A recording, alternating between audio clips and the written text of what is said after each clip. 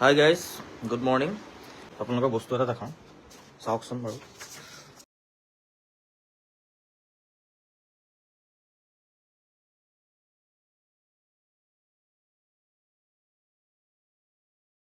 চাওক, আজি দেউতা 10 মিনিটছমানৰ কাৰণে ওলাই গৈছিলে।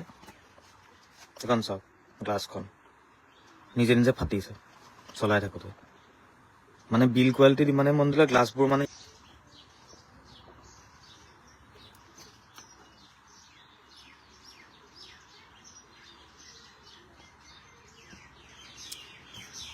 এয়া দেখিছে কেনেকৈ ফাটিছে।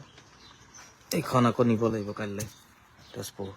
বাকী জনাবচোন, এইটোতো এনেই মই বাৰু ঠিক আছে গৰম হৈছে বুলি, কিন্তু গৰম কেনেকৈ হ'ব 10 মিনিটমানৰ? আৰু ইয়াত ইমান ৰ'দো নাই, দেখিছে এয়া চাওক, ৱেডাৰটো চাওক, ৰ'দেই নাই। কিহৰ কাৰণে হৈছে? যদি আপোনালোকৰ গাড়ীটো এনেকুৱা কিবা হৈছে, কমেণ্ট কৰি জনাবচোন সেইটো কিয় হ'ল।